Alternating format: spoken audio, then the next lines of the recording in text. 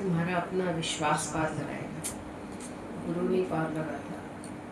गुरु में जितना विश्वास रखते हो उतनी ही नैया पार लगती है। गुरु कल भी बात चल रही थी, नॉलेज कैन नॉट टीच।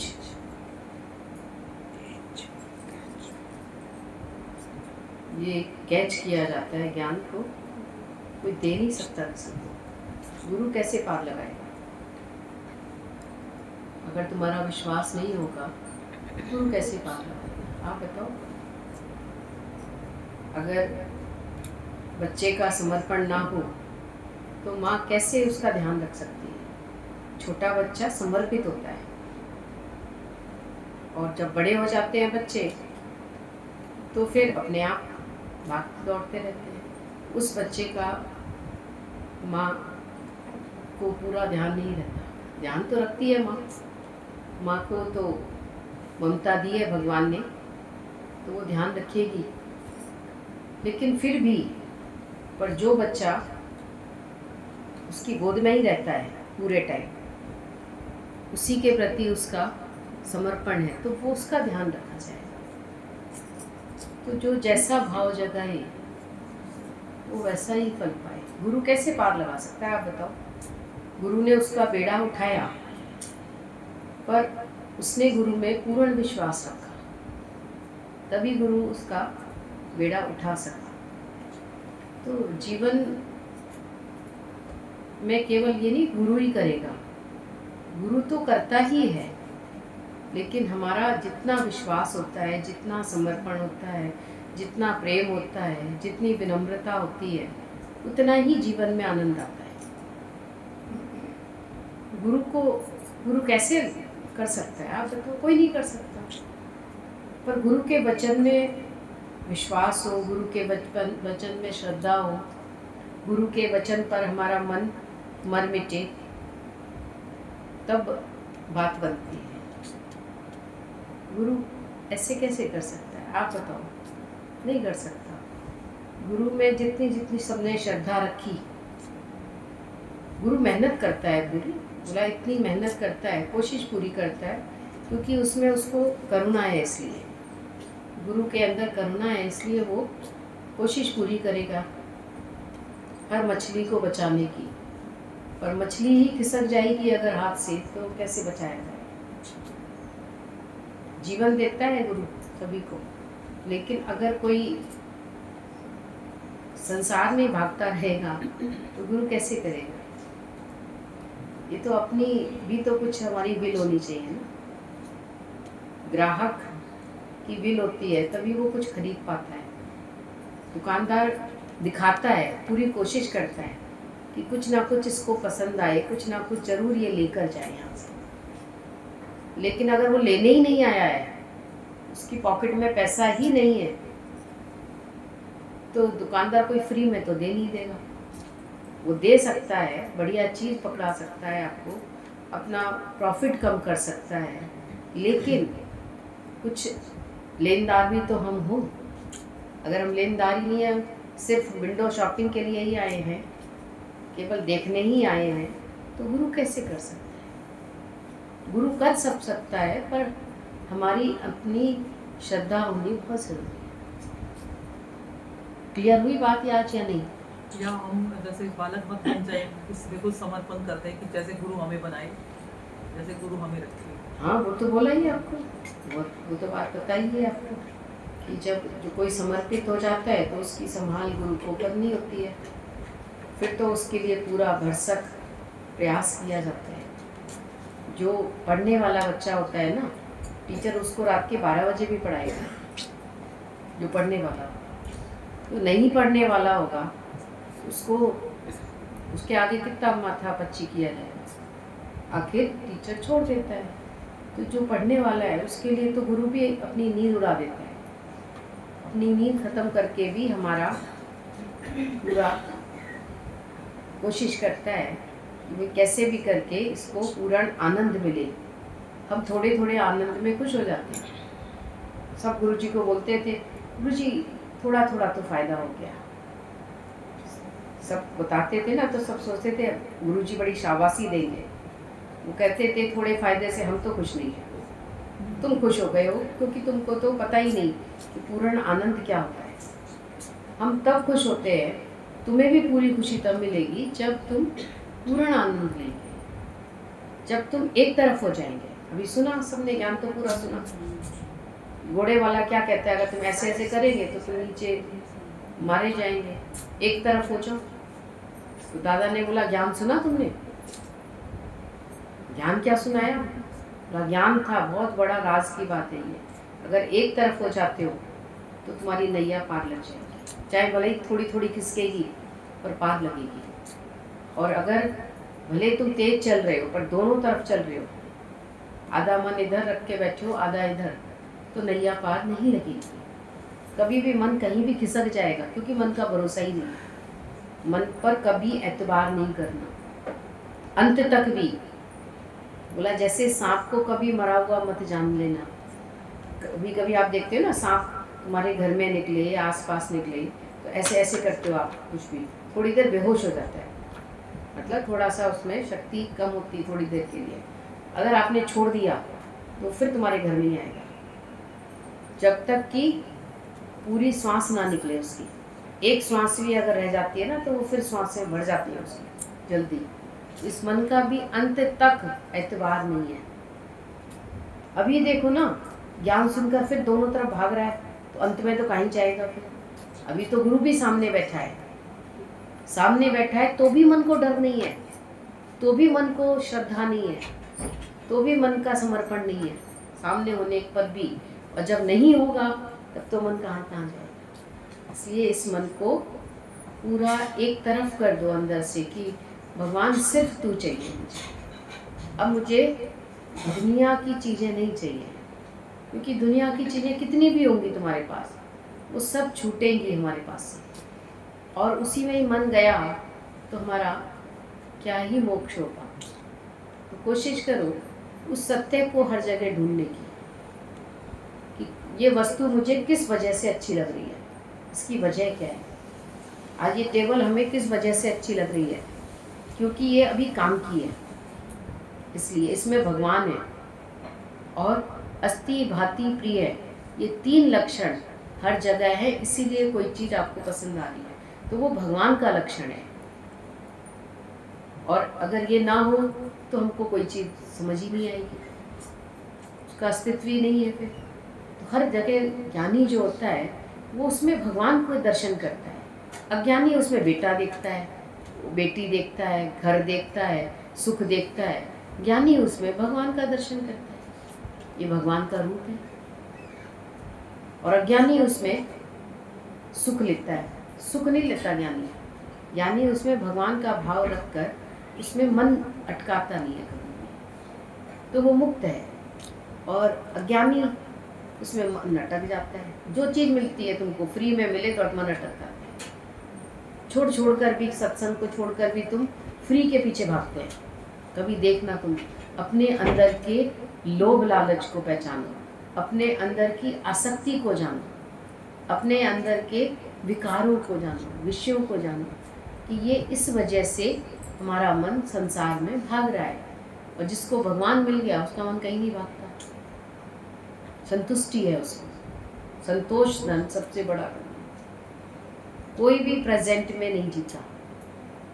जो बुजुर्गों से आप मिलेंगे ना दुनिया में, वो हमेशा अतीत की बात करते हैं। पहले इतना सस्ता घी मिलता था, पहले ये बहुएं को घूंघट डाल के रहती थी, पहले बच्चे पैर छू के जाते थे, पहले ये था, मतलब अतीत को याद कर रहे हैं। तो असंतुष्ट हैं। और किसी जवान से मिलना, वो भविष्य की बात करता है हमेशा। मैं ये करूँगा, मैं ये करूँगा। आज भी जो कर रहा है उसमें सेटिस्फाइड नहीं है। तो सेटिस्फेक्शन हमेशा वर्तमान में होता है। इसलिए संत हमेशा बोलते हैं लिव इन द प्रेजेंट। दादा ने बोला today is the best day. लोग कहते थे क्यों दादा, कल का दिन भी तो बहुत अच्छा था, कल भी हम आपके साथ थे, सत्संग भी सुना हमने और आनंद भी लिया, सब कुछ था। पर बोला वो बीत गया। पर प्रेजेंट में ही तो आनंद ले पाओगे। अब जो आनंद लोगे अभी में लोगे। दादा कल भी आपके साथ ही तो रहेंगे, हम तो कहीं जाएंगे ही नहीं।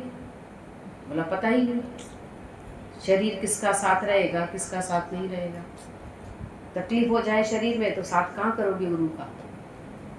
कर पाओगे बताओ? नहीं कर पाते। कभी कोई हालत आ जाए नहीं कर पाओगे। तुम इतने बहादुर तो हो नहीं कि जो सब एक तरफ करके बैठे हो, भगवान को ही आगे रख के बैठे हो। केवल भगवान तुम्हारे लिए अभी वो नहीं है। अभी तुम उसी तरीके से निकलते हो जहाँ पर तुम्हारा मन को कोई ज़्यादा पुरुषार्थ नहीं करना पड़ता। आराम आराम से जो काम होते हैं ना वो करते हो। और भक्त तो रिस्क भी ले लेता है। ये रिस्क वाला भजन है, लगन तुमसे लगा बैठे जो होगा देखा जाएगा। वो सब नहीं गा सकते इस भजन को, क्योंकि ये बात अंदर से निकलती ही नहीं है जो होगा देखा जाएगा। ना बाबा, ऐसे इतना ही लगन लगाएंगे बस, खाली जितनी आराम से हम आ सकते हैं, जितना आराम से सब चलता है। बोला भक्त रिस्क ले सकता है, दुनिया वाले रिस्क नहीं लेते। तो कहते हैं जितनी आराम से होगी पूजा भक्ति उतना ही करेंगे, जितना गुरु का साथ आसानी से मिल जाएगा उतना करेंगे। थोड़ा सा भी तकलीफ होगी ना गुरु का भी साथ करने में तो कहेंगे भाई टिकट कैंसिल करा दो। तुम समझो गुरु से भी ज़्यादा प्यार तुम्हें किससे? इससे है।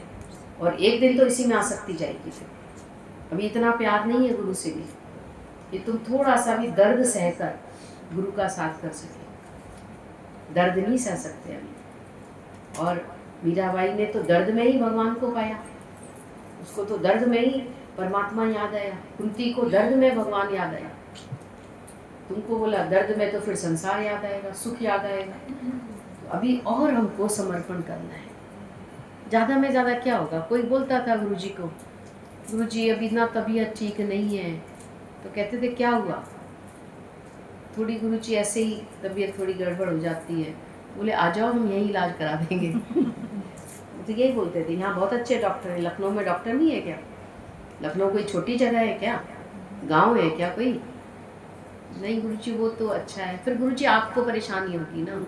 बोला हमें कोई परेशानी नहीं होगी, हमारे इतने बच्चे हैं, ले जाएंगे कोई गाड़ी में बिठा के तुमको। बढ़िया दवा भी होगी, सत्संग भी मिलेगा, खाना भी मिलेगा, तुम जल्दी ठीक हो जाओगे यहाँ पे। और घर में हो सकता है कोई ना पूछे, हो सकता है कोई गाड़ी में ना लेके जाए, फिर तुमको और हलचल होती है।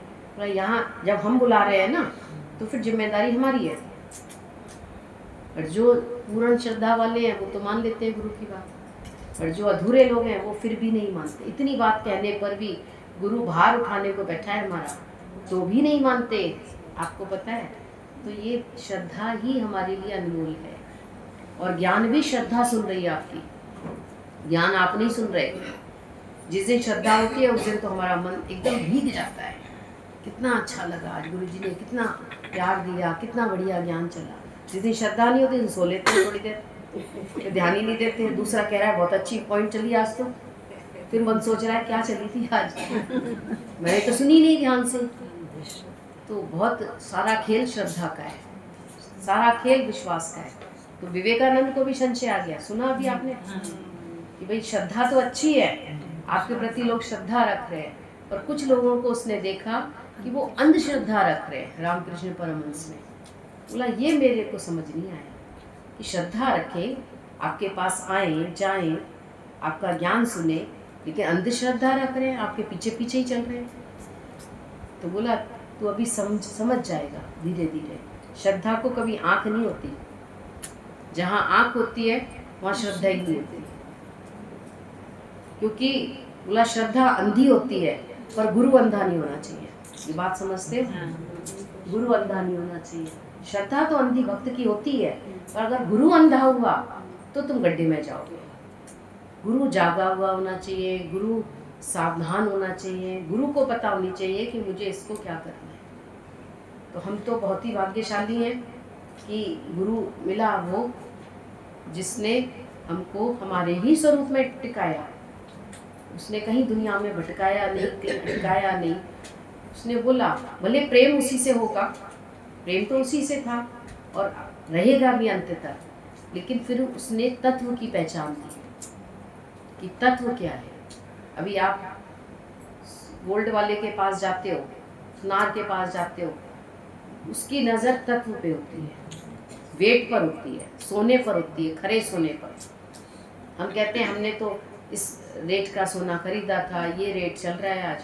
बोला तुम जानते हो, पर उससे ज़्यादा मैं जानता हूँ कि रेट क्या है, सोने का भाव क्या है, शुद्ध सोना क्या है, और रेट इसका वेट क्या है। उसकी नज़र केवल सोने पर होती है।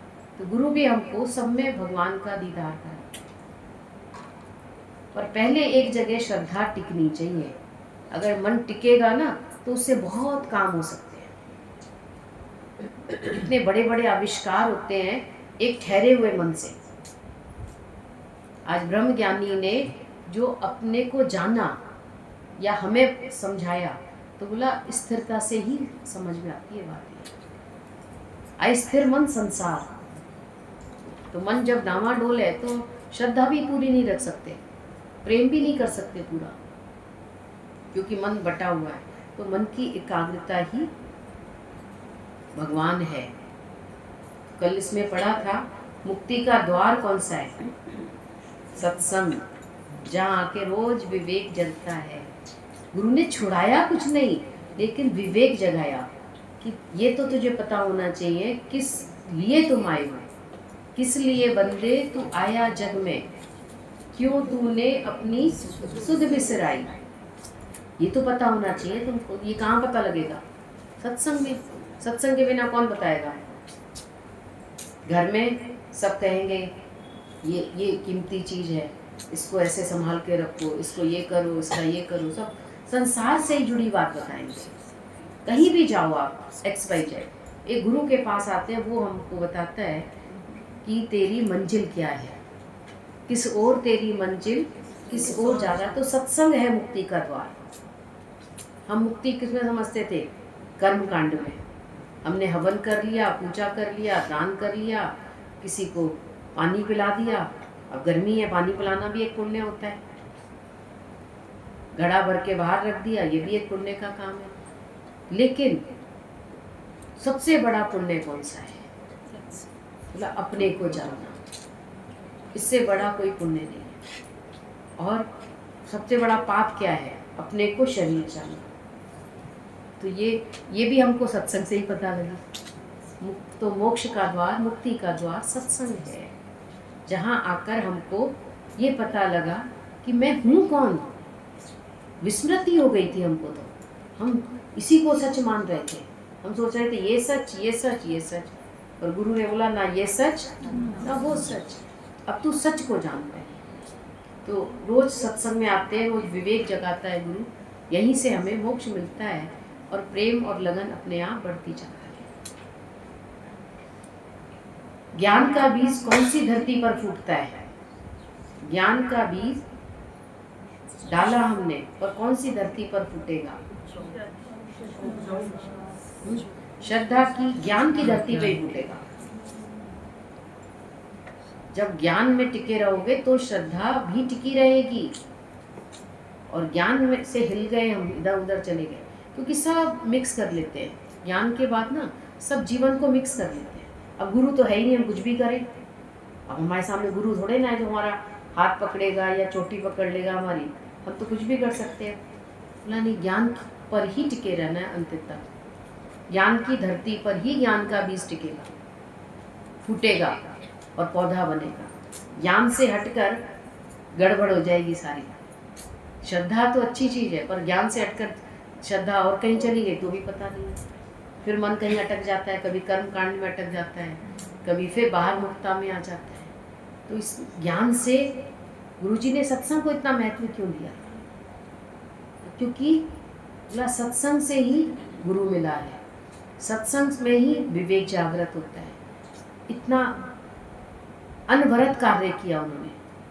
कोई सत्संग नहीं होगा जो रोज होता हो, डेली होता हो। ढूंढ लो कहीं भी, कोई नहीं करता रोज सत्संग। सब कहते हैं कि एक दिन आराम कर ले, एक दिन सत्संग कर ले। 2 दिन सत्संग हो रहा है, कहीं 3 दिन हो रहा है, कहीं संडे के संडे हो रहा है। पर यहाँ गुरु ने बोला नहीं, क्योंकि रोज धूल आती है। रोज इस मन का, जिस दिन हमने छुट्टी करी पता लगे उसी दिन शरीर पूरा हो गया, तो मन कहाँ जाएगा? कहीं भी जा सकता है, हलचल हो सकती है। तो सत्संग जीवन का आधार है। तो ज्ञान की धरती पर ही ज्ञान का बीज फूटेगा। और परमात्मा के दर्शन के लिए किसकी मदद चाहिए? नहीं, परमात्मा की दर्शन के लिए किसकी मदद चाहिए? विश्वास। विश्वास। विश्वास। हाँ, और कोई तो आंसर आएगा सही जरूर निकल कर। प्रेम। हाँ हाँ,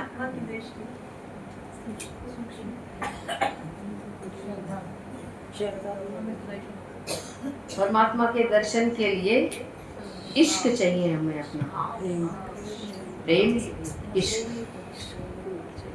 गुरु नहीं कर सकता। अभी पहले बात बता दी आपको, गुरु नहीं, तुम्हारा अपना इश्क। ला इश्क तेरा ही रहे, प्यार तेरा ही रहे, साथ तेरा ही रहे। इश्क होगा तो साथ चाहोगे, तो परमात्मा का दर्शन हो जाएगा। तो इश्क की मदद चाहिए, अपने अंदर के प्रेम की मदद चाहिए, और कोई मदद नहीं करेगा। प्रेम भी तो गुरु से ही आता है। प्रेम आप ही से सीख रहे हैं। अपना प्रेम चाहिए, आपसे सीख रहे हैं नहीं, अपना प्रेम। अपना प्रेम कभी कम ना हो जाए। सीखा भले कहीं से भी, यहाँ से ही सीखा हमने, लेकिन फिर मन कहीं इधर उधर ना भटक जाए, इसलिए अपना हमेशा मन वहीं जोड़ कर रखना है, एक ही जगह, तो ही भगवान का दर्शन होगा। फिर मन, जैसे अभी बात चली रही है ना कि मन की जो वृत्तियां हैं भटक जाती हैं, कभी इधर उधर हो जाती हैं, लेकिन फिर ध्यान रखना है हमको, अपना ही इश्क हमको परमात्मा का दर्शन कराएगा। जो भी हुए हैं हमारे गुरुजन या ज्ञानी जन, या फिर जो भी इस रास्ते पर भक्त हुए हैं, उन्होंने अपना प्रेम रखा तो परमात्मा का दर्शन। तो हमारा इश्क परमात्मा से हमेशा अंत तक जुड़ा रहे, कहीं इधर उधर ना जाए, तभी मोक्ष है ही है। तो इसके लिए रोज का सत्संग होता है, तो अपने आप ही मन एक ही जगह ठहरा रहता है, हमको कुछ सोचना ही नहीं पड़ता। जैसे बोला ना, हरिद्वार में मछली को पुरुषार्थ नहीं करना पड़ता, तो ऐसे ही गुरु के पास आकर मन को पुरुषार्थ नहीं करना पड़ता, कुछ नहीं करना पड़ता। आते आते पता नहीं लगता कब क्या हो जाता है। तो गुरुजी कहते थे, बस गुरु के द्वारे तेरा आना ही बहुत है, बोल के ना बोल, पछताना ही बहुत है। कोई कोई कहता है हम ना बोल नहीं पाते, हम ना प्रश्न नहीं कर पाते, हम ना बात नहीं कर पाते, तो भी कोई बात नहीं है। आए हो ना, इसका मतलब तुमको जरूर इश्क होगा, तभी आए, नहीं तो नहीं आते।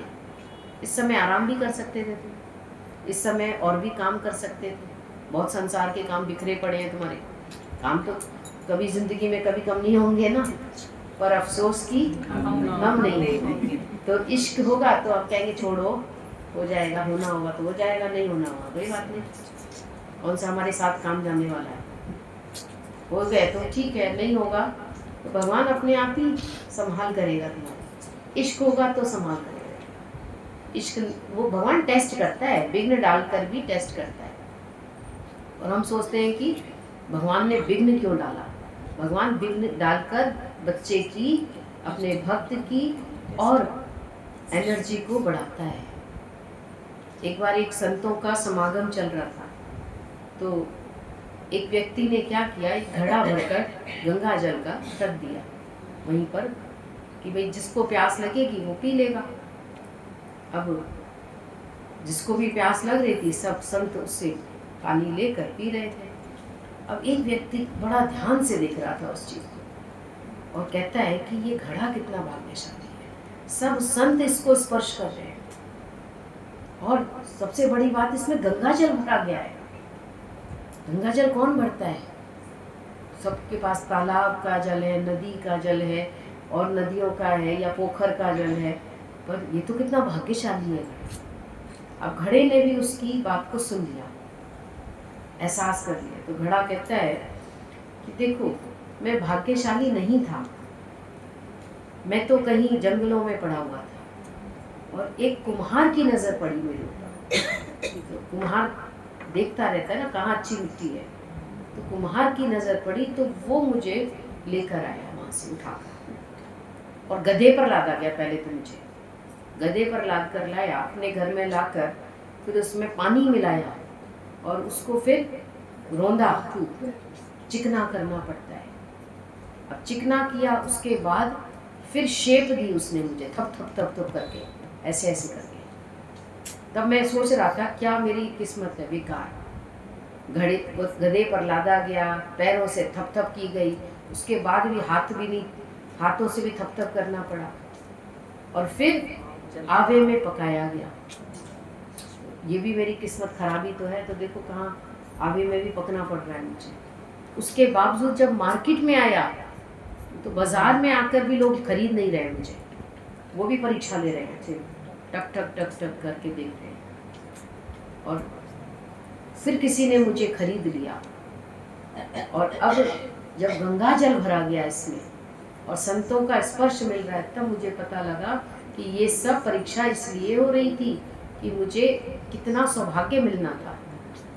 तो जीवन में कोई अगर दुख, तकलीफ, परेशानी आई है, किसी के भी, सबकी आई होगी, कोई भी उससे अलग नहीं रहता, पर अगर उससे हमें भगवान मिल गया तो ये हमारी किस्मत बहुत बढ़िया थी। क्योंकि परेशानी तो सबको ही आ रही है, कोई दुख, तकलीफ, हालत सबके पास है, पर सबको तो भगवान नहीं मिला ना। तो हमारे लिए तो वो परेशानी भी अच्छी हो गई। तो हम भगवान से शिकायत करते हैं ना, बोला मैंने भी शिकायत करी थी, पर आज नहीं, अब नहीं करूँगा शिकायत। क्योंकि भगवान अगर परीक्षा लेता है तो बोला कुछ अच्छा करने के लिए लेता है, कुछ और ऊपर लेकर जाने के लिए। खुद भगवान अपनी शक्ति डाल देता है भक्त के अंदर। तो जो इश्क करता है, जो प्रेम करता है, तो बोला वो परमात्मा का ही रूप बन जाता है। जैसे राधा कृष्ण रटते रटते राधा श्याम हो गई और पूछने लगी सखियों से मेरी राधे कहाँ है। राधा अपने आप को ही भूल गई। ऐसा प्रेम हो, ऐसा इश्क हो कि ये देहाध्यास ही गुम हो जाए, तो सब में भगवान दिखेगा। जब तक देहाध्यास गुम नहीं होगा तो भगवान का दर्शन ही नहीं होगा। अपने प्रेम से, अपनी श्रद्धा से, अपने इश्क से परमात्मा को पा सकते हैं, और उसमें अहंकार थोड़ी रहेगा। फिर अहंकार कहाँ रहेगा? क्योंकि अभी जैसे बोला सभी ने कि इश्क करवाने वाला भी भगवान ही है, गुरु ही है, तो यहाँ अहंकार तो पहले ही गुम होना है। ज्ञान के लिए पहला पाठ कौन सा है? ज्ञान के लिए पहला पाठ कौन सा है? तब उसके बाद दूसरा पाठ आएगा, फिर तीसरा आएगा, फिर आगे ज्ञान समझ में आएगा। बोला पहला पाठ है विवेक। जब सत्संग में हम आते हैं और मन मनाभव होकर सुनते हैं तो हमारा विवेक जगता है, और फिर आगे बढ़ने की हम कोशिश करते हैं। हमें समझ में भी तो आनी चाहिए ना बात। विवेक जगता है तभी समझ में आएगा। तो पहला पाठ है यहाँ पर विवेक जगना। पहले हम आते हैं तो गुरु के पास आते हैं तो हमको ज्ञान और अज्ञान का पता लगता है, रॉन्ग राइट का पता लगता है, सत्य असत्य का पता चलता है, क्या मिथ्या है और क्या सत्य है। जब ये पता लगता है तो फिर कुछ करना नहीं पड़ता, फिर अपने आप मन आगे बढ़ने की कोशिश करता है। विवेक जगता है। तो अगर विवेक नहीं जगा हमारा, ज्ञान के बाद भी विवेक कई बार नहीं जगता, और वो कब किसका नहीं जगता? जो मन मनाभव होकर नहीं सुनता। जिसके अंदर बोला एकाग्रता होगी वो जरूर इस बात को समझेगा क्या रहने वाला है और क्या छूटने वाला है। और जब ये अंदर में बात पहुंच जाती है तो फिर मन और जानने की कोशिश करता है, और भी जानना है, और क्या है, और क्या है ज्ञान में। तो रोज नया लगेगा तुमको, रोज लगेगा, क्योंकि मन कहीं ना कहीं फिर मिथ्या में फंसी जाता है, क्योंकि रहता ही संसार में है ना, कहीं ना कहीं तो अटक ही जाता है। फिर ज्ञान से फिर निकलता है, फिर याद आता है। तो रोज गुरु हमारा विवेक जगाता है। जैसे अभी आपने मटके की बात बताई, तो प्रोसेस तो सारे मटकों का एक जैसा ही रहा होगा, ऐसे ही अग्नि में तपे होंगे, और उसकी ऐसी कौन सी किस्मत ही होगी ना उसकी जो संतों के हाथ में चलाई है। तो यहाँ तो किस्मत तो प्रधान हो गई ना। जो समर्पित हो जाता है उसकी किस्मत बढ़िया ही हो जाती है। अब सारे घड़े से हमें क्या लेना देना, हमें तो अपने जीवन से लेना वो देना घड़ा है। भी सबको पानी पिला रहा है ठंडा करके, वो भी दे ही रहा है दूसरे घड़े, मतलब कि वो भी पक पक के दे रहे हैं वो भी ठंडा। नहीं वो तो सब ठीक है, पर उसकी किस्मत देखकर उसको लगा कि ये कितनी बड़ी किस्मत लेकर आया है, जो संत के साथ बैठा है। सब संत इसके पास बैठे हैं, सब इसके आगे रोज उससे जल भी ले रहे हैं, स्पर्श कर रहे हैं, और गंगा जल रखा गया है। तो जो अंदर से समर्पित है तो कहीं ना कहीं उसकी किस्मत अच्छी होगी। अभी इसमें हम क्यों ढूंढने जा रहे हैं इस बात को कि सब गणों की किस्मत अच्छी है या खराब है। तो वो अपने ऊपर तभी तो कह रहा है कि किस्मत मेरी बहुत अच्छी होगी। जब मुझे वहाँ से कुम्हार ने उठा लिया, उसी दिन मेरी किस्मत बदल गई। तो जब गुरु की नज़र पड़ गई हमारे ऊपर, तो हमारी भी किस्मत बहुत अच्छी होगी। अब गुरु की नज़र सब पे ही पड़ी है, पर जो जैसा भाव जगा, जितना समर्पण भाव है, उतनी ही हैप्पीनेस मिलती है, उतनी ही खुशी मिलती है। बाकी ये नहीं कम ज़्यादा मत देखो। अब ये नहीं देखो मेरी किस्मत अच्छी है उसकी अच्छी नहीं, यहाँ सबकी किस्मत अच्छी है। अभी कंपैरिजन करने के लिए थोड़ा ना बैठे हम तो अपनी किस्मत पे नाज करते हैं, हमें तो भगवान मिल ही गया, हमारा जीवन तो बहुत अच्छा हो गया। अब यहाँ भी कंपैरिजन करोगे तो गड़बड़ हो जाएगी। ज्ञान कंपैरिजन के लिए कभी होता ही नहीं है, ज्ञान इंस्पायर होने के लिए होता है। कंपैरिजन और इंस्पायर होने में अंतर है। इंस्पायर हम गुरु से होते हैं तो हम और आगे बढ़ते हैं, हम इनसे भी होते हैं, इसकी श्रद्धा देखते हैं, इनकी श्रद्धा देखते हैं, तो हमारा मन आगे बढ़ने को करता है। कंपैरिजन में तो मन अंदर से अहंकार में आ सकता है। कंपैरिजन का ज्ञान ही नहीं है। ब्रह्म ज्ञान में कंपैरिजन की कोई बात नहीं है। हर एक अपना पूरा है यहाँ पर, कोई छोटा बड़ा थोड़ी है। कोई 20 साल में आ गया, कोई 40 में आ गया, उसमें क्या हो गया। हो सकता है जो ज़्यादा लेट आया उसकी श्रद्धा ज़्यादा हो, उसमें अहंकार की तो कोई बात ही नहीं है। हम कहें हम बहुत पहले आ गए तो हम बहुत ज़्यादा अच्छे हो गए, बोला श्रद्धा तो 80 साल में भी हो सकती है, तो ये नहीं है। वो अलग बात है। गुरु हमें जगाता है कि तुम जल्दी कार्य करोगे तो तुम गुरु की सेवा में भी अपना जीवन दे पाओ। लेकिन श्रद्धा होती है तो मन हमेशा गुरु के साथ जुड़ा रहता है अपने आप में। और ये श्रद्धा हमने देखी प्रेम आंटी के अंदर। लखनऊ में सब जानते हैं, एक तो प्रेम आंटी ये है, एक वो प्रेम आंटी थी। उनका शरीर नहीं चलता था, लेकिन उनका दिल कैसा, इश्क कैसा जुड़ा हुआ था गुरु से, कि उन्होंने अंत तक गुरु का दरवाजा नहीं छोड़ा। नहीं तो तकलीफ आने पर सब छोड़ देते हैं, सब छोड़ देते हैं। जैसे ही शरीर में तकलीफ आती है ना, सबको अपना घर पसंद आने लगता है, अपना पलंग, अपना तकिया, अपनी चादर, सबको यही पसंद आती है। पर उनका गुरु से कैसा प्यार था कि अंत तक भी वो प्रेम जुड़ा ही रहा। भले गुरु शरीर रूप में नहीं रहा, लेकिन फिर भी प्रेम था।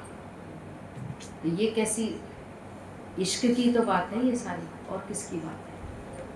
अब कंपैरिजन कोई किसी का नहीं है, एक से बढ़कर एक होते हैं। पर ये कि हम इंस्पायर तो होंगे ना सबसे, सीखेंगे तो, सीखने के लिए होता है ये ज्ञान, ना कि अहंकार करने के लिए। अहंकार करने के लिए थोड़ी कोई बात बताई जा रही है। हर एक को अपने जीवन पर स्वाभिमान होना चाहिए, फक्र होना चाहिए, वो अलग बात है। और अहंकार करें हम, वो गलत है, वो तो फिर नीचे आ जाओगे। अहंकार बट किसी का भी भगवान को पसंद नहीं आया, किसी भी भक्त का। यहाँ तक कि अर्जुन ने भी अहंकार किया, मैंने भगवान को चुना तो भगवान ने मेरी ये रथ संभाला।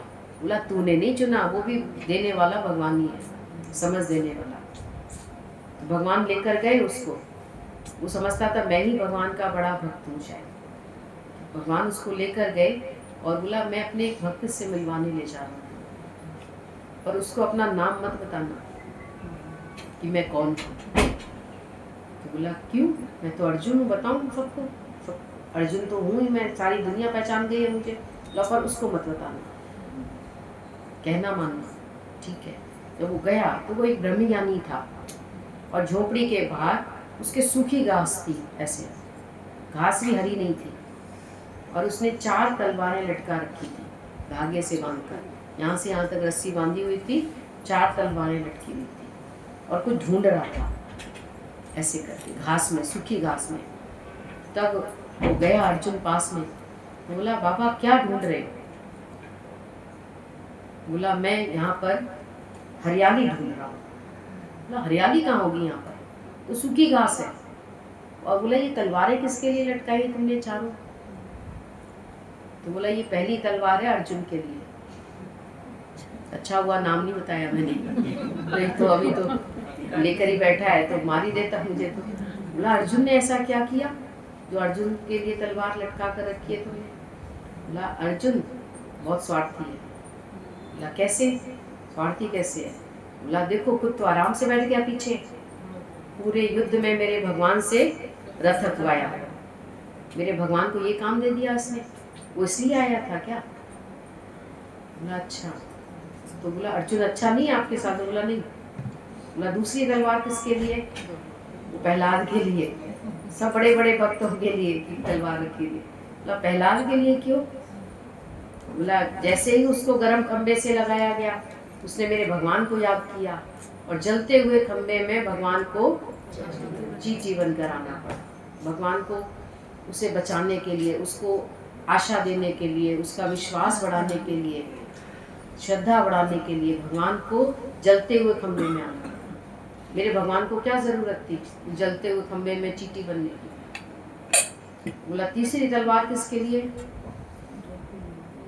द्रौपदी के लिए। बोला द्रौपदी तो भगवान की बहुत बड़ी भक्त थी, उसने तो भगवान को देखो साड़ी फाड़ के ही उसकी उंगली में बांध दी थी। बोला उसका बदला भी तो ले लिया, भगवान को कितनी साड़ियाँ देनी पड़ी उसको, उसकी लाज बचानी पड़ी, भगवान को दौड़ना पड़ा इधर से उधर। मेरा भगवान क्यों दौड़ रहा है, क्यों दौड़े? तो बोला ये तलवार उसके लिए। चौथी तलवार नारद मुनि के लिए, जबकि नारद मुनि तो भगवान नारायण नारायण करते रहते थे पूरे टाइम। तो बोला नारद मुनि ने ऐसा क्या कर दिया? बोला पूरे दिन चिल्लाता रहता है नारायण नारायण, तो इरिटेशन नहीं होगी मेरे भगवान को? तुम्हारा नाम पूरे दिन कोई चिल्लाए, फलानी तुम आ जाओ, फलानी तुम ये करो, पूरे दिन भगवान को ही रटता रहता है। तो बोला तुझे याद करना है तो अंदर याद करना। सारे लोग क्या कहते हैं राम राम जपो, राम राम जपो। अरे राम ही राम है, राम राम जपना क्या है उनको? राम ही राम है, यहाँ भी राम, यहाँ भी राम, सब जगह राम। तो बोला ये तो भी कुछ, बोला ये सूखी घास में क्यों क्या ढूंढ रहा है? यहाँ भी भगवान नजर आ रहा है इसको। ये नहीं कह रहा भगवान से कि भगवान इस सूखी घास को तुम हरी कर दो, कहीं ना कहीं होगी हरियाली, ढूंढ लूंगा मैं अपने आप। मैं भगवान को क्यों बुलाऊं? तुम छोटी छोटी बातों में भगवान को बुलाते रहते हैं। जैसे ही कोई काम नहीं हुआ भगवान जी आकर ठीक कर देना, कोई काम नहीं बना भगवान जी ऐसा कर देना, मेरी सैलरी बढ़वा देना इस बार। अब सैलरी बढ़वाने को भी भगवान को वो बॉस ही बढ़ा देगा उस रूप में आके, भगवान को क्यों बुलाते हो? भगवान मेरा मकान बना देना। अरे भगवान ने सब बना ही रखा है, सब क्यों भगवान को इन छोटी छोटी चीज़ों के लिए बुलाते हो?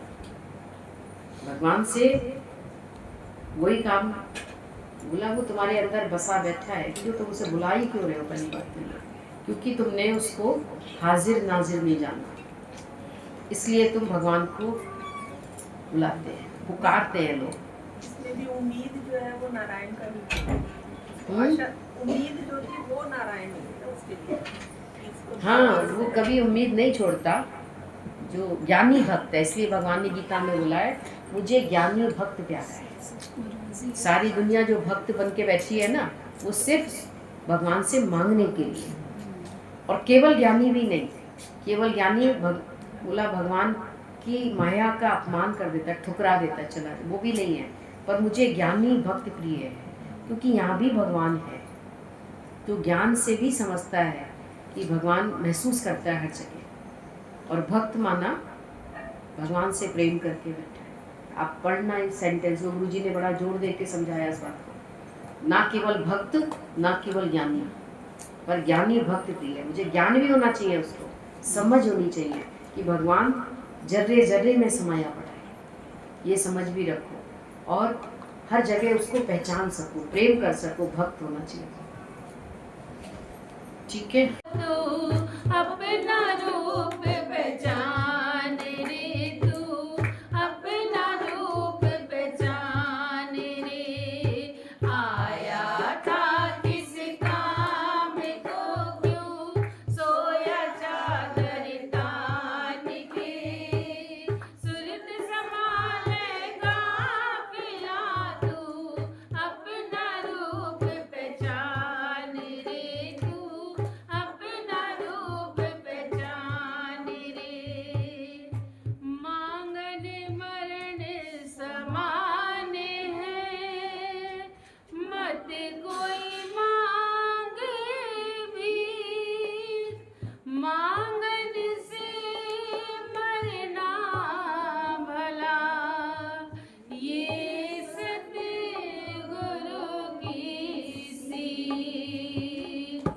आया था किस काम को क्यों सोया चादर तान के सुरत संभालेगा पिला तू अपना रूप पहचान रे तू अपना रूप पहचान रे बड़ा हुआ तो क्या हुआ जैसे लंबी खजूर पंथी को छाया नहीं फल लागे अति दूर आया था किस काम को क्यों सोया चादर तान के सूरत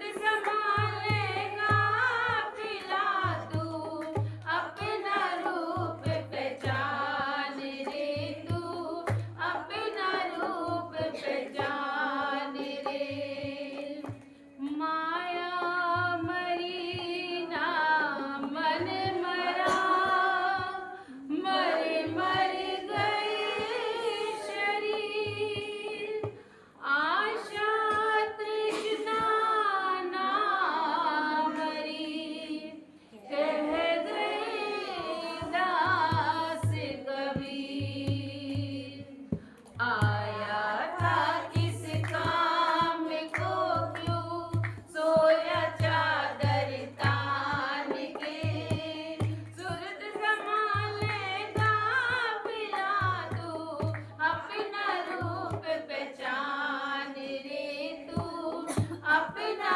रूप पहचान रे पानी भरे पनहारियाँ रंग बिरंगे घड़े भर